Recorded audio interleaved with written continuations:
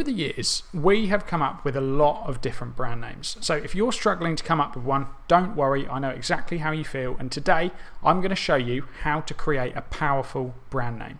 So the whole point of this video is for me to pass on some of the experience I've gained in this subject over the years. If you've got any questions throughout the video, just leave a comment below and I'll be happy to help you out. If you like these sorts of videos, make sure you subscribe to the channel and turn on the notifications bell. That way, you're not going to miss a thing. So let's get into it. How do you go about creating a powerful brand name? First things first, target market. Think about the audience you're trying to reach. Before you go anywhere, you should come up with your ideal target audience. First of all, we want you to start thinking about what type of people are actually going to be interested in your product or service. So don't worry if you can't answer this exactly. It's just to give you an idea going forward. So your target audience on the whole, are they male? Are they female? Does your brand lean more towards the female market? What are they passionate about? What are the top 3 websites they visit? Who are the top 3 influencers that they follow on Instagram?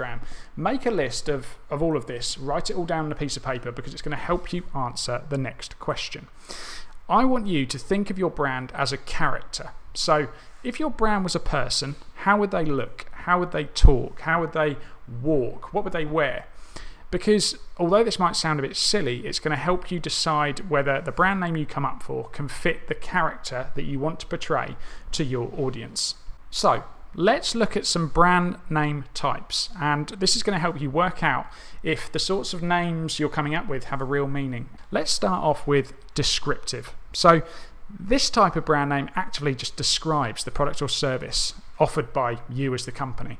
So companies like Toys R Us, General Motors, quite well-known companies. The first, obviously they've gone under recently. The pros of a name like this is really it's going to require less of a marketing budget because you're telling your audience what products and service you're selling when they're reading your brand name. So that's a positive. Customers easily understand what you're offering. Cons, so things I don't like about them, it's difficult to diversify. Toys R Us, for example, if they'd have decided they wanted to do something completely different to selling toys, they'd have struggled because customers would have been confused. Their brand name clearly describes one area. So yeah, it's going to be difficult to diversify. It can also be difficult to trademark because you're relying on common words that a lot of other people are already thinking of. Next type, evocative. I hope I've said that right, but if you've been here before, you might know that I sometimes pronounce things wrong.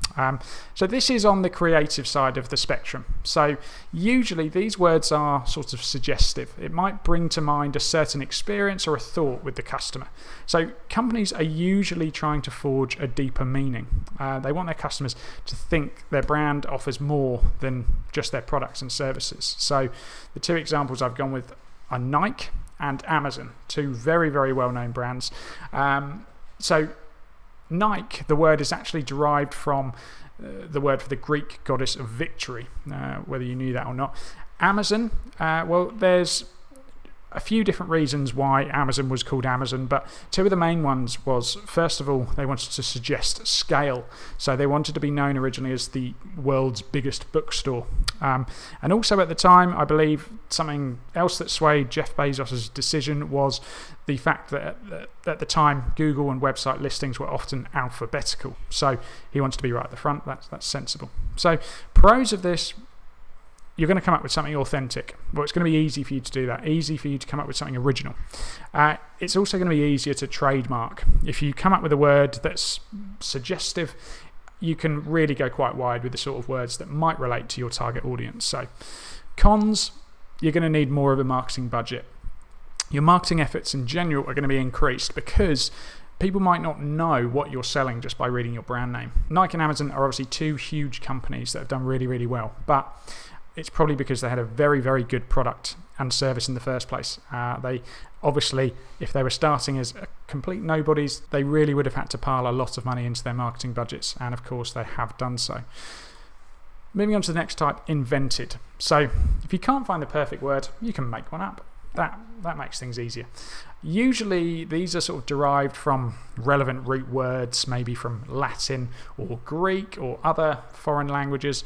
The pros, obviously they're easy to trademark, and yeah, you do have an opportunity to be quite creative here, so you're not going to be pigeonholed to any one area. Cons, same as before really, people aren't going to know straight off the bat what your product and service is all about, so you're going to need more of a marketing budget and more of an emphasis on your marketing team to do a good job. The two examples, Kodak and Aerox. So Lexical. So that's a cool word. This brand name type relies on wordplay for memorability. So puns, phrases, things like that. Usually you can pair or modify existing words for linguistic effect. Contemporary audiences have been exposed to this for decades, so these techniques are quite age-old, and some people sort of think of them as quite salesy, quite shameless with what they're actually trying to portray. So they don't really, it's not easy for you to identify these types of words with your audience unless they're very clever and quite subtle. So yeah, I'm not a huge fan of these types of words. I just think there's a much more contemporary approach you could take to naming your brand. Pros, like I say, can be quite clever, can be easy to remember, obviously very descriptive of what you're selling. Cons, I think it's just too salesy, a bit too shameless and cliche, and I think you're limited in scope again, because Dunkin' Donuts, for example, might well struggle if they wanted just to start selling motorbikes. Acronym. So it's an age-old technique. Companies used to use this all the time, and an acronym is just an abbreviation formed from the initial letters of other words. So it's less creative, I think, but obviously easy to think up. I think nowadays a startup would need a pretty good idea to name their company just with an acronym. I think the pros, it could be useful if an existing company like Kentucky Fried Chicken, for example, rebranded to KFC. Well, that simplifies it. They've got their audience, people know that company, so that was probably quite a good fit in this case. But new company, I'm not so sure if I'd go for it, but each to their own. Cons, difficult to remember. If people don't know who you are, then an acronym isn't particularly easy to remember. The combination of letters, it's just a combination of letters, so it will make it a little bit more difficult to stick in people's minds, in my opinion. Next up, you've got the founder sort of based brand names. So there will always be brands that are just named after the people that have started them.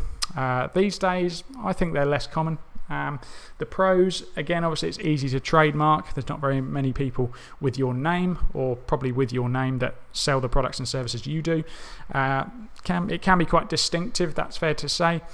The cons, again, you've got an increased effort on the marketing side of things, more budget. It's going to be more expensive for you to explain to people what you do and what you sell. And I'd just say a lack of creativity, really. I think they can be quite distinctive if they're positioned correctly, but yeah, it's going to require a lot of work on the marketing side of things. So two well-known brands I've gone for, Ben & Jerry's and Ralph Lauren. So obviously we all know those brands, or you probably do, but if they were brand new companies, you might not know what they're all about. So something to think about. So now you know the different types of brand names and really how it all works. It's up to you really to get brainstorming. I would make a shortlist and then make another shortlist. If there's more than you that have to sort of give the stamp on the brand name, schedule in a time for you all to sit down and go through the different names you've come up with. It is going to be a process, but it'll be worth it.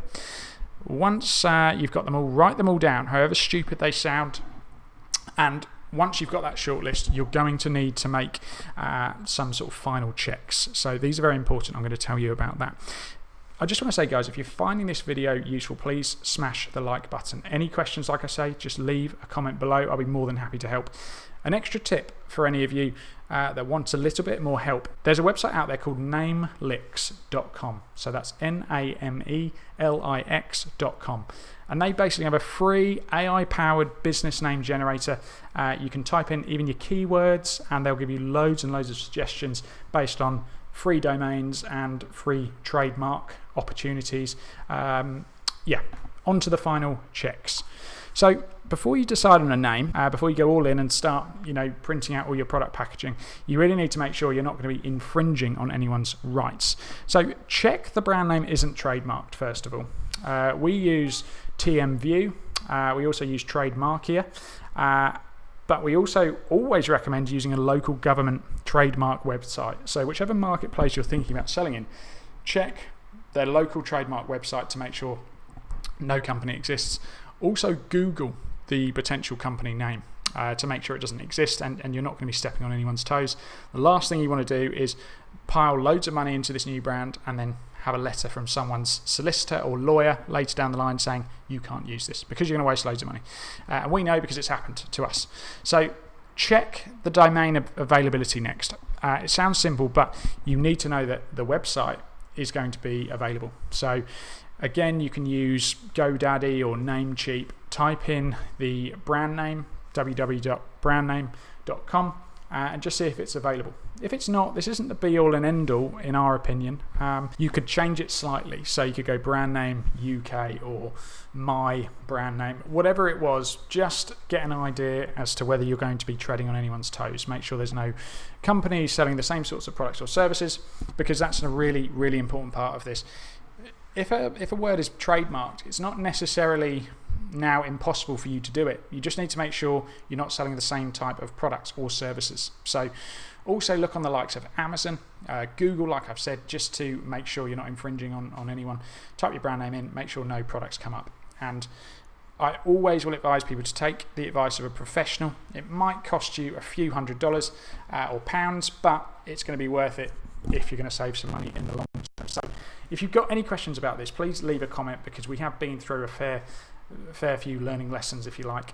So yeah, I'm always happy to help. Just leave a comment, and if you haven't already, make sure you subscribe and turn on that notifications bell. That way you'll be the first to know about useful videos just like this. Guys, thanks for tuning in. I hope you found this video useful. If you've got any questions, please ask me below. Subscribe to the channel, like the video, and there will be more from us here at eBusiness Boss very soon. Thanks for watching.